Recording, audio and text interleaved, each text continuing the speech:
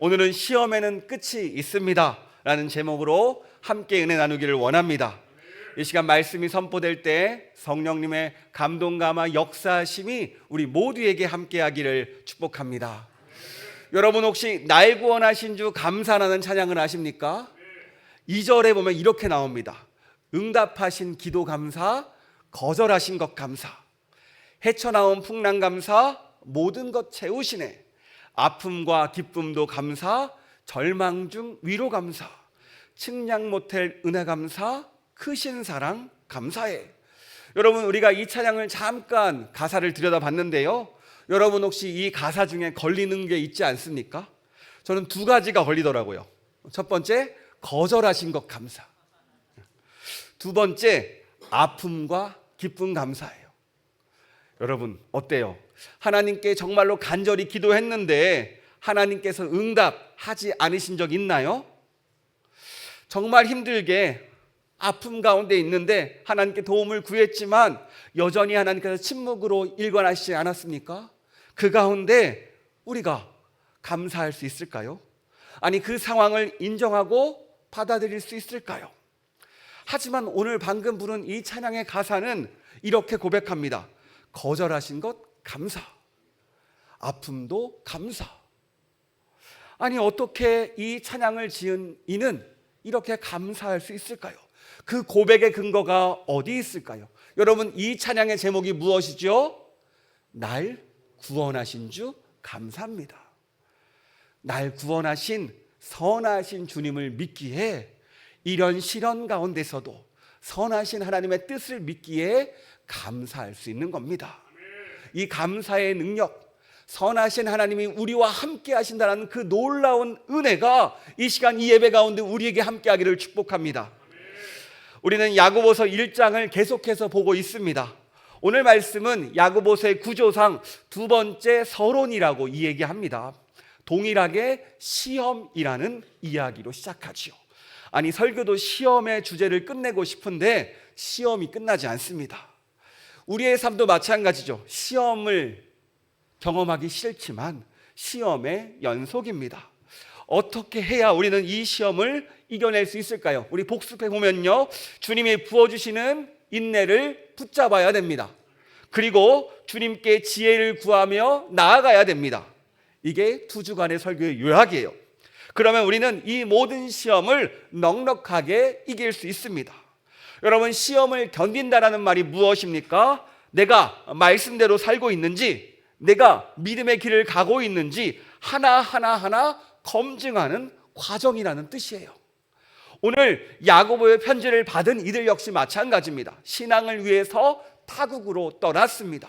이민자들입니다. 치열한 삶을 살아갑니다. 그 치열한 삶 가운데서 자신의 전부를 검증받았습니다. 사실 우리는 시험이라는 것이 찾아올 때마다 포기하고 싶을 때가 많습니다. 다 포기하고 싶고, 다 외면하고 싶고, 다 내려놓고 싶고, 그저 하던 대로 살고 싶은 게 우리의 모습이에요. 이런 우리를 향해서 오늘 본문은 말합니다. 시험을 참으라고요. 시험 뒤에 복이 있다고 말합니다. 우리 12절 말씀 함께 읽도록 하겠습니다. 시험을 참는 자는 복이 있나니 이는 시련을 견디어낸 자가 주께서 자기를 사랑하는 자들에게 약속하신 생명의 면류관을 얻을 것이기 때문이라. 아멘. 시험을 참으면 무엇이 있다고요? 복이 있습니다. 그래요, 우리 하나님은요, 우리에게 복을 주시는 분입니다. 이것을 믿으십니까? 그런데 오늘 본문에서 말하는 복은요, 우리가 선히 생각하는 성공, 대박을 말하지 않습니다. 그런 어떤 의미가일까요? 원어로는요, 마카리오스라는 단어가 쓰였어요. 이것은요, 하늘로부터 오는 기쁨, 하늘로부터 오는 행복을 뜻합니다. 한마디로 하나님께서 부어주시는 능력이에요. 참고로 마태복음의 산상순, 팔복에도 이 복이 쓰였어요. 마카리오스. 그런데 우리가 야고보서를 계속 묵상하고 있잖아요. 시험을 이기게 하고 시험을 견디게 하는데 필요한 인내, 지혜, 이 복을 누가 주십니까? 모두 하나님이 주세요. 그런데 이 복은요, 아무나 주는 게 아닙니다. 아까 우리가 12절 말씀에서 읽었듯이 자기를 사랑하는 자들에게 주시는 능력이에요. 누구를 사랑하는 이들이요? 하나님을 사랑하는 이들이요.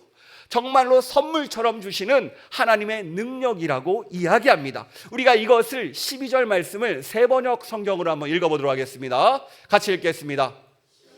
견디어내는 사람은 복이 있습니다. 그 사람은 그의 참됨이 입증되어서 생명의 면류관을 받을 것이기 때문입니다. 그것은 하나님을 사랑하는 사람들에게 약속된 것입니다.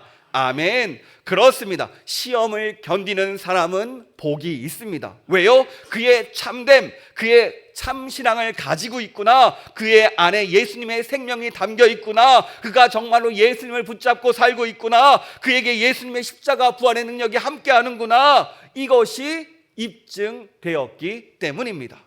여기서 입증되다라는 것은요, 헬라어 도키모스라는 단어가 쓰였어요. 금이나 은을 가지고 재련해서 귀금속이나 동전으로 만들어 자격을 얻는 거예요. 그러니까 원재료를 가공해서 더 가치 있게 인정받게 만들어 낸다는 것을 뜻합니다. 그렇다면 시험을 견디는 사람, 하나님께 입증된 사람은 무엇을 받습니까? 12절 잘 보면요, 생명의 면류관을 받는다고 나옵니다. 시험 끝에 우리에게 예비된 게 무엇이에요? 생명의 면류관이라는 거예요. 여기서 우리는 다시 한번 정리가 필요합니다. 4절에서 인내를 온전히 이루라. 그러면 우리가 무엇을 이루죠? 온전함을 얻는다고 했어요. 요약하면 인내의 결과 온전함을 얻습니다. 그리고 오늘 12절 보면요, 시험을 참는 자에게 복이 주어지는데 그것이 무엇입니까? 생명의 면류관입니다. 그렇다면 이 온전함과 생명의 면류관이 어떤 차이가 있을까요? 아니, 시험이 찾아올 때 하나님 주시는 인내를 붙잡으면, 인내를 따라가면 온전함을 누린다고 했는데, 오늘 말씀은 시험을 참는 자는 복이 주어지는데 생명의 면류관이 주어진대요. 아니, 이거나 저거나 비슷한 말 아닙니까? 라는 생각 들지 않습니까? 쉽게 얘기해서 여러분, 아이가 태어나서 조금 자라면 이 아이를 어디에 보내죠? 어린이집에 보내고, 그 다음에 어디에 보내죠? 유치원에 보냅니다. 그렇다면 부모가 어떤 마음으로 이 아이를 그곳에 보낼까요? 저희는 잠시라도 떨어졌으면 좋겠다, 그 마음으로 보냈거든요. 어떻게든 보내고 싶어서. 그런데 사실 아이를 유치원에 보내는 이유는 가서 예절도 배우고 매너도 배우고 친구들과 관계도 배우면서 어떻게 이 세상을 살아가야 되는지 그 첫 발을 배웁니다. 첫 걸음을 배워요. 마치 이와 같아요. 온전함은요, 인내를 붙잡고 지혜를 구하며 지내다 보면요, 얻어지는 겁니다. 마치 유치원을 졸업하면 기본 사항을 배우는 것처럼 어느 순간 인내를 붙잡고 가다 보면 이 온전함이 이루어지는 거예요. 그런데 우리 이 아이가 유치원을 졸업하는 게 인생의 목적이 아니잖아요. 유치원 졸업하면 어디 가야 됩니까? 학교를 가야 되죠. 그래요. 최종 목적지가 온전함이 아니라는 겁니다. 그럼 두 번째 다음 목적지가 어디예요? 바로 오늘 말씀에 나온 생명의 면류관이라는 거예요. 주님은 우리가 생명의 면류관을 누리기 원하신다는 겁니다. 아니, 생명의 면류관이 무엇이길래 우리를 위해 예비한 복일까요? 생명의 면류관이 얼마나 대단한 거길래 하나님은 이것을 우리에게 꼭 주고 싶을까요? 여기서 야고보는요, 의도적으로 생명의 면류관, 생명의 월계관이라는 표현을 썼습니다. 여러분, 당시 로마 시대 마라톤 우승자들에게는요, 월계관을 씌워줍니다. 오늘날도 마라톤을 우승하면 월계관을 씌워주죠. 그러니까 이 월계관과 생명의 면류관은요, 대조를 이루는 겁니다. 당시 마라톤을 우승했다는 것이 무엇입니까? 월계관을 썼다는 뜻은 사회적으로 존경받고 존중받고 이제는 그 잘 나가는 사람이란 뜻이에요. 그 마라톤 우승은요, 그에게 명예가 되었고 인기가 되었습니다. 사람이 자기 이름을 남기듯이 이 사람은요, 평생의 업적을 남겼습니다. 하지만 이 업적은 영원하지가 않아요. 마치 연예인들의 인기와 같습니다. 정치인들의 수명과 같아요. 인기 있는 것 같지만 세월에는 장사가 없습니다. 반짝이고 끝날 때가 많다라는 거예요. 마라톤 우승자에게 씌워주는 이 월계관이 오래 가지 못하고 썩어가는 것처럼 결국 명예와 인기와 업적은 무뎌지고 잊혀집니다. 여러분 한번 생각해 보시기 바랍니다. 잠시 내가 쥐고 있는 게 좋으십니까? 영원히 쥐는 게 좋으십니까? 잠깐 행복을 원하십니까? 영원한 행복을 원하십니까? 야고보는 이것을 이야기하고 싶었어요. 너희가 얻을 생명의 면류관은 세상 그 어떤 것보다 가치 있는 거야. 그러니까 이 시험 기간 동안 조금만 더 견디고 조금만 더 인내하여서 너에게 놀라운 은혜, 놀라운 축복, 생명의 면류관을 얻어라고 이야기하고 있습니다. 이 생명의 면류관이라고 이야기하니까 왠지 죽어서 얻는 것 같은 느낌이 있어요. 하나님 나라와 비슷한 개념입니다. 우리가 죽어서만 누리는 게 아니에요. 천국은 죽어서만 가는 게 아닙니다. 이 땅을 살면서 주님이 주시는 그 복을 누리는 순간 우리에게 천국이 임해요. 그 마음이 임해요. 우리 마음 가운데 주님이 임재하시니까 우리의 상황과 환경에 휘둘리는 것이 아니라 그 마음 가운데 잔잔히 주님을 의지하게 되고 주님을 신뢰하게 되고 마치 나의 구원하시는 감사를 찬양하신 분처럼 그 상황 가운데 감사하며 주님을 신뢰하게 된다는 겁니다. 그렇습니다. 이 생명의 면류관도 마찬가지예요. 하나님께서 복을 주시는 순간 하나님의 생명과 하나님의 기쁨과 하나님의 행복이 임하는 그 순간 내 삶의 환경을 넘어서 그 놀라운 생명의 면류관의 그 축복이 우리에게 임한다라는 겁니다. 여러분 어떠세요? 야고보의 말에 동의하십니까? 보이지만 잠깐 반짝이는 월계관을 원하십니까? 보이지 않지만 영원한 생명의 면류관을 원하십니까? 여러분 이렇게 질문하면 분명히 이성적으로는요 영원한 것이 좋다고 이야기합니다. 근데 항상 여기서 잠깐 보이는 것에 우리는요 유혹될 때가 많아요. 여러분 한번 생각해 보세요. 주일에 알바가 생겼습니다. 급한 알바요. 일당 100만 원이랍니다. 여러분 어떻게 하시겠습니까? 교회를 나오시겠습니까? 알바 가시겠습니까? 저 같으면 알바 갔다가 오후에 온라인 예배를 드리겠습니다. 그럼 둘 다 챙길 수 있겠다라는 그 계산적인 이미지가 벌써 떠오르지 않습니까? 그러는 게 아니에요. 사실 시험은요 그 신앙의 삶을 사는 순간 시험은 끊임없이 찾아옵니다. 계속해서 우리가 선택하도록 만들어요. 너는 어떤 것을 선택할래? 신앙이니? 돈이니? 어떤 목적이니? 끊임없이 질문합니다. 제가 아는 분이 있는데 이분이 주유소를 경영했습니다. 그래서 이분이 말씀의 은혜를 받고 사업장을 이제 정직하게 한번 운영해 보자. 그동안 이중장부를 썼는데 탈세하지 않고 정직하게 해보겠다. 그래서 이걸 가지고 실행을 합니다. 그런데 이중장부를 쓰지 않겠다고 하자 거래처가 하나둘 끊기는 거예요. 왜냐하면 상대방이 원하거든요. 그때부터 다시 고민이 시작됩니다. 다시 이중장부 쓴다고 할까? 그래, 사업은 정직하게 하는 게 아니야.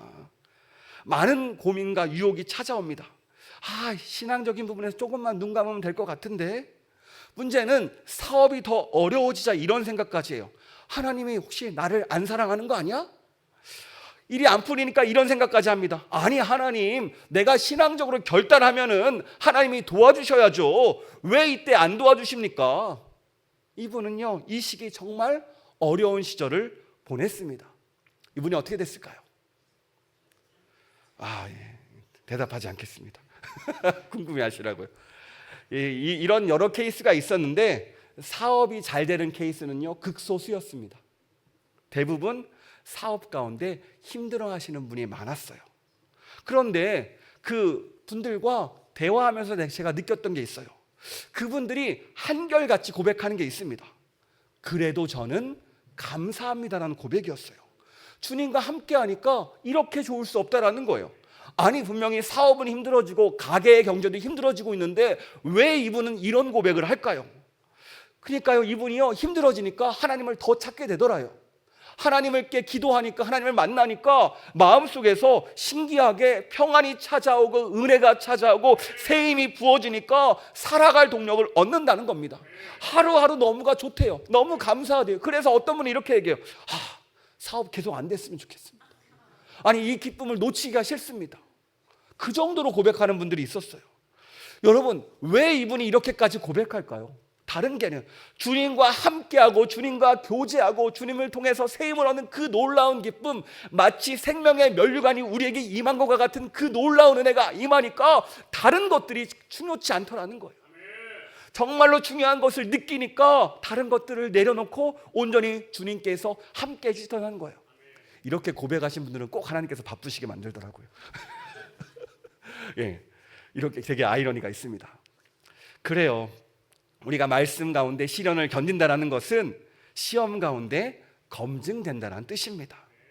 말씀대로 살아가는 것, 정직을 행하는 것처럼 이게 쉬운 게 아니에요. 말처럼 쉽지 않습니다. 사실 신앙의 길을 지킨다는 것은요, 더 많은 어려움을 감당하겠습니다라는 고백입니다. 오늘 야고보의 편지를 받은 이들도 마찬가지예요. 신앙을 위해서 타국으로 떠났습니다. 이민자들의 삶은요, 쉽지 않아요. 기본 자금이라도 있으면 괜찮을 텐데 그들은요, 그런 준비도 되지 못했습니다. 이들은 치열했습니다. 치열한 삶 가지고 이들은 하루하루 겨우 버티면서 살고 있는 겁니다. 이런 이들을 향해 야고보는요, 간곡하게 말합니다. 여러분, 여러분의 삶이 치열한 것을 압니다. 여러분의 삶이 어려운 것도 압니다. 여러분의 삶이 너무 힘든 것도 압니다. 그럼에도 불구하고 시험을 참고 시험을 견디고 검증을 통과하면 주님께서 자신을 사랑해 준다고 약속하신 그 생명의 면류관을 여러분은 꼭 얻게 될 것입니다. 이렇게 그들을 향해서 격려하고 위로하고 다시 한번 새 힘을 주고 있는 겁니다. 우리는 12절 말씀을 묵상하고 있는데요, 이 말씀을 묵상하면요, 중요한 사실 한 가지를 발견합니다. 그게 무엇일까요? 바로 시험에는 끝이 있다라는 겁니다. 따라해 볼까요? 시험에는 끝이 있다. 아멘. 그렇습니다. 시험에는 반드시 끝이 있습니다. 혹시 내 잘못으로 다양한 이유로 시험을 겪고 있습니까? 조금 더 힘내시길 바랍니다. 반드시 이 시험에는요, 끝이 있습니다. 그러므로 주님을 더 붙잡는 우리가 되기를 축복합니다. 그렇다면 우리가 시험을 자주 만나는 이유가 무엇일까요? 여러분 궁금하지 않으십니까? 시험은요, 하나님 때문에 받는 게 아닙니다. 13절에 이렇게 말합니다. 우리 같이 읽도록 하겠습니다. 사람이 시험을 받을 때 내가 하나님께 시험을 받는다 하지 말지니 하나님은 악에게 시험을 받지도 아니하시고 친히 아무도 시험하지 아니하시느니라. 아멘. 하나님은요, 우리를 시험하는 분이 아니에요. 그런데 왜 우리에게 시험은 왜 계속해서 찾아옵니까? 14절에 이렇게 그 정답을 알려줍니다. 같이 읽도록 하겠습니다. 오직 각 사람이 시험을 받는 것은 자기 욕심에 끌려 미혹됨이니. 14절에서 알려주죠. 우리가 무엇 때문에 시험을 받습니까? 자기 욕심에 끌려 미혹되어서 시험을 받는데요. 그러니까 시험의 원인, 유혹의 원인이 어디에 있습니까? 우리의 욕심에 있다라는 겁니다. 그러니까 시험은 내 욕심이 앞서고 그 욕심에 미혹되기 때문에 찾아오는 거예요.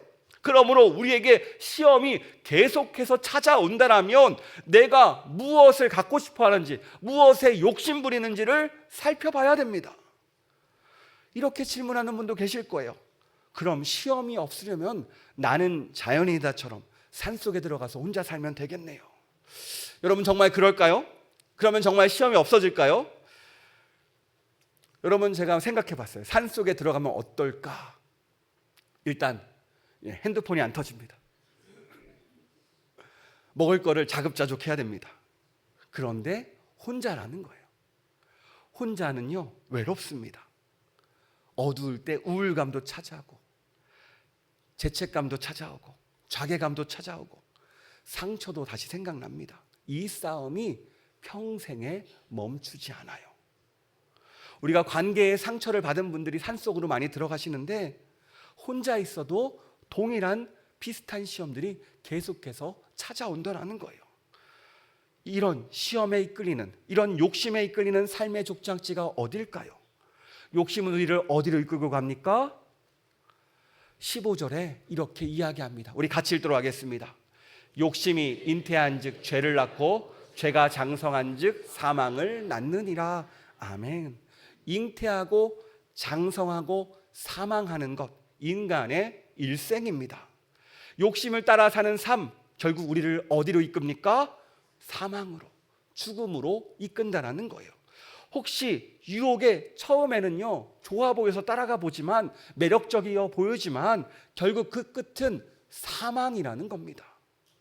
이 욕심에 끌려다니는 이 삶은요 그 누구도 예외 없이 사망으로 가는 길이라는 거예요. 오늘 말씀을 묵상하는데 왜 하나님이 함께하는 게 중요한가라는 이 질문을 계속 던지게 되더라고요. 여러분, 시험의 순간 하나님이 나와 함께 한다는 것이 얼마나 큰 은혜인 줄 아십니까?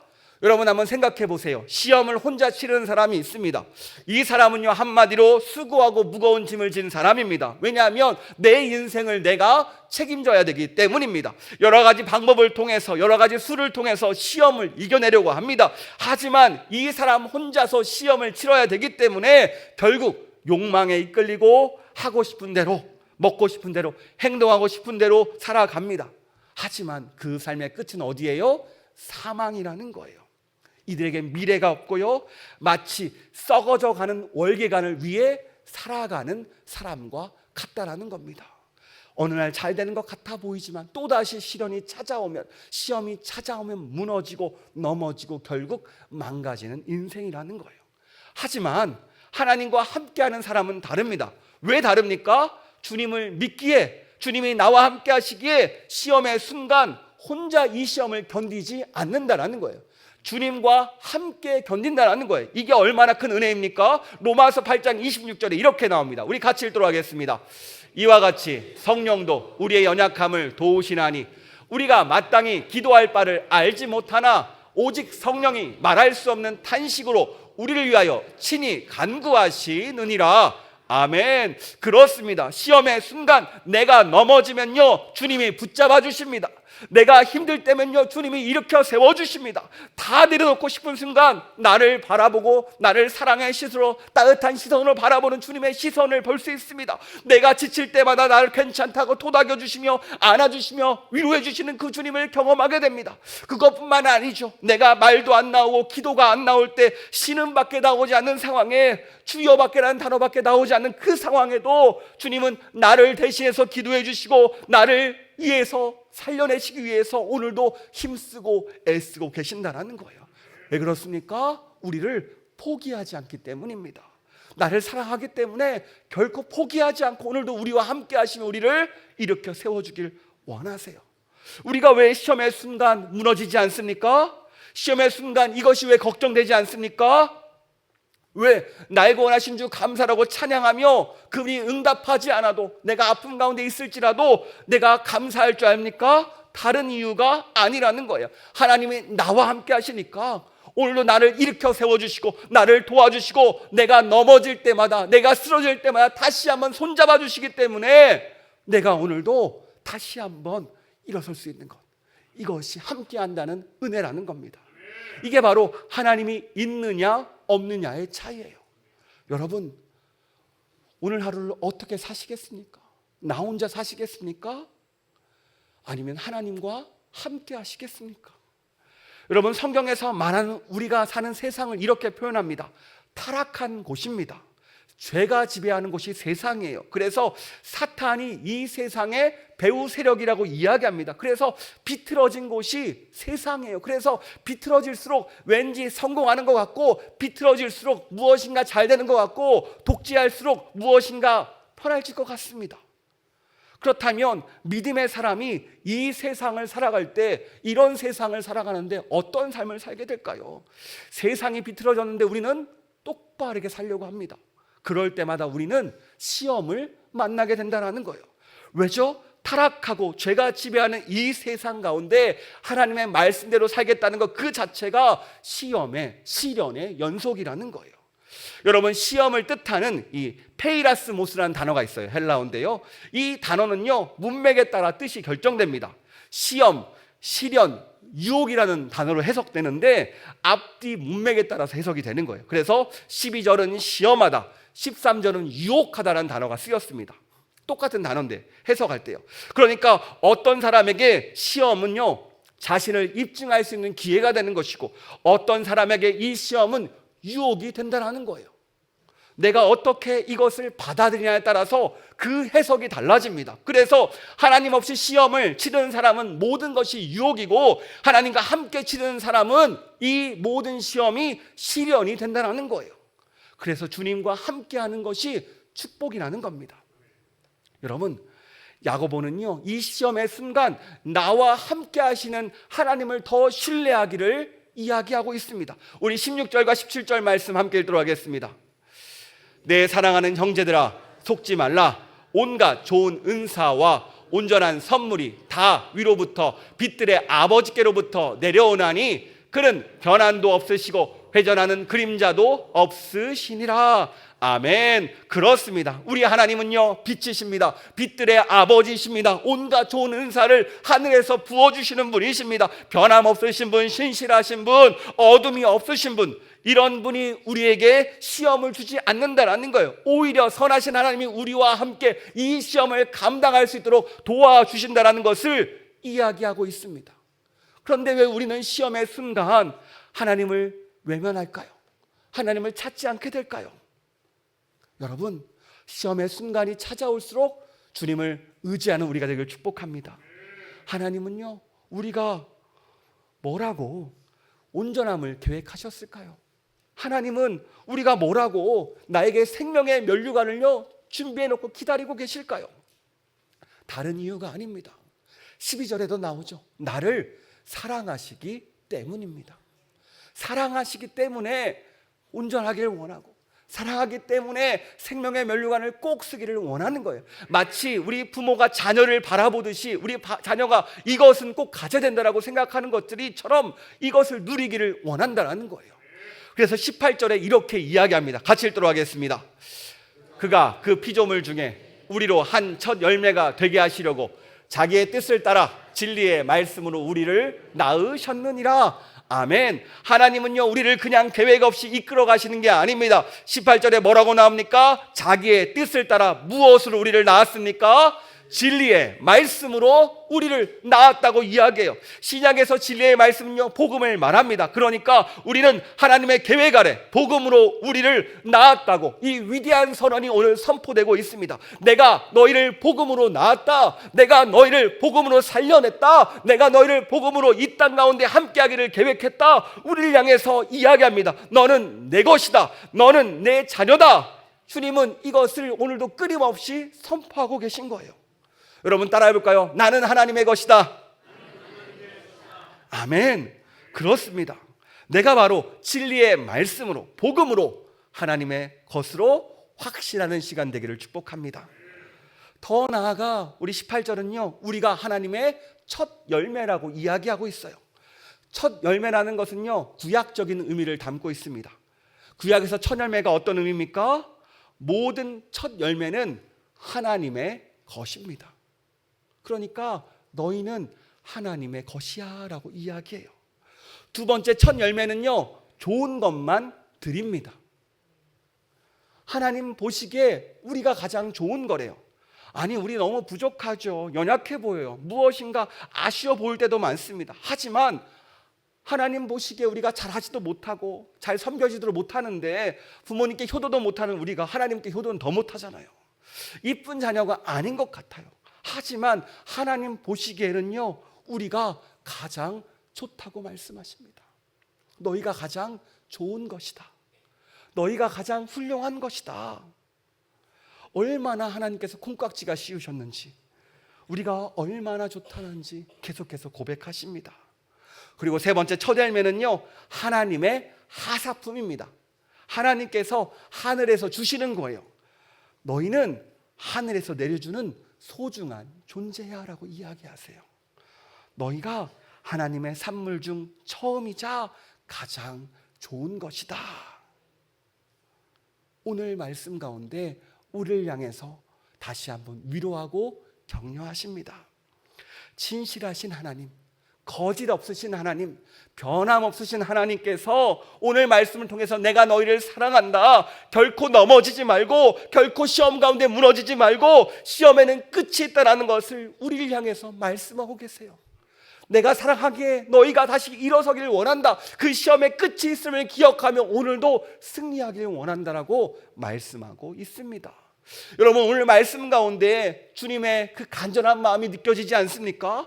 끊임없이 우리를 향해 말씀하세요. 너는 나의 처절매다. 너는 나의 소중한 존재다. 그러므로 시험에 넘어지지 말고 유혹에 쓰러지지 말고 나와 함께 시련과 시험을 이겨내자. 내가 너와 함께 한다라고 끊임없이 말씀하고 계십니다. 이 말씀이 우리 마음 가운데 울려지길 축복합니다. 혹시 여러분 시험 가운데 실패하셨습니까? 괜찮습니다. 시험 가운데 넘어지셨습니까? 괜찮습니다. 복음은요, 어떤 상황에서도 우리를 살려냅니다. 오늘도 주님 우리를 살려내길 원하세요. 그리고 시험에는요, 끝이 있어요. 얼마나 큰 위로가 됩니까? 그저 주님 붙잡고 주님과 함께 나가면 끝이 보인다라는 거예요. 여러분, 왜 끝이 안 보입니까? 시험의 끝이 왜 안 보여요? 주님 손 놓아버리니까 보이지 않는다라는 거예요. 우리가 빨리 이 진리를 깨닫길 축복합니다. 시험은요, 주님 손을 붙잡을 때서야 그 끝이 보입니다. 그러므로 이 예배 가운데 다시 하나님을 의지하길 축복합니다. 다시 하나님의 은혜를, 복음의 은혜를 구하길 축복합니다. 다시 하나님의 사랑 안에 거하길 축복합니다. 그럴 때 우리는 넉넉하게 시련을 이겨낼 줄 믿습니다. 그렇다면 오늘 우리에게 필요한 것이 무엇입니까? 하나님은요, 나 혼자 시험을 겪지 말라고 합니다. 나 혼자가 아니에요. 왜 나를 안 찾느냐라고 말씀하시는 거죠. 왜 시험의 순간 무거운 짐을 혼자 드십니까? 주님께서 나누어 달래요. 한번 외쳐보세요. 주님 도와주세요. 주님 함께 해주세요. 하늘을 향해서 외칠 때 우리의 시험, 그 시련의 무거운 짐이 가벼워짐을 경험할 줄 믿습니다. 때로는 우리가 급할 때가 많아요. 그럴 때 조금 기다려 보시길 축복합니다. 하나님은 함께 가자는데 자꾸 우리가 먼저 주님 손 놓아버리고 먼저 달려가려고 합니다.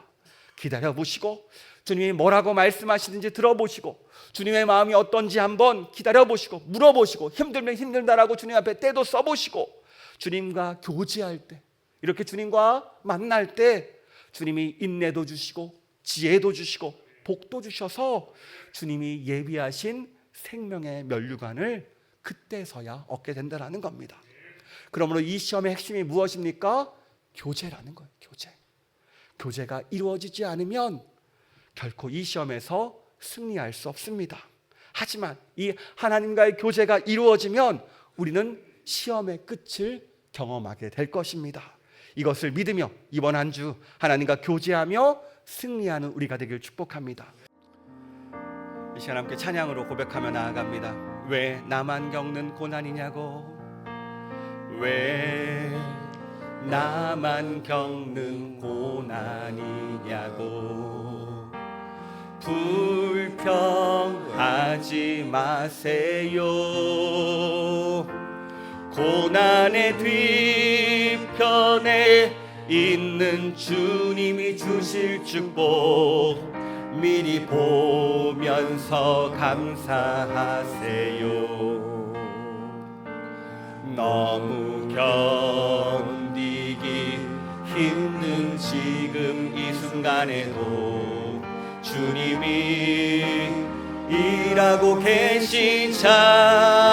계시잖아요. 당신은 지쳐 앉아 있을지라도 당신만은 일어서세요. 힘을 내세요.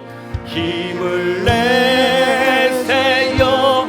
힘을 내세요. 주님이 손잡고 계시잖아요.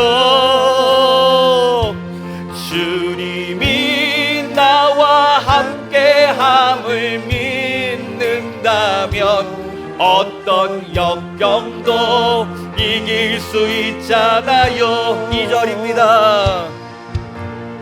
왜 이런 슬픔 찾아왔는지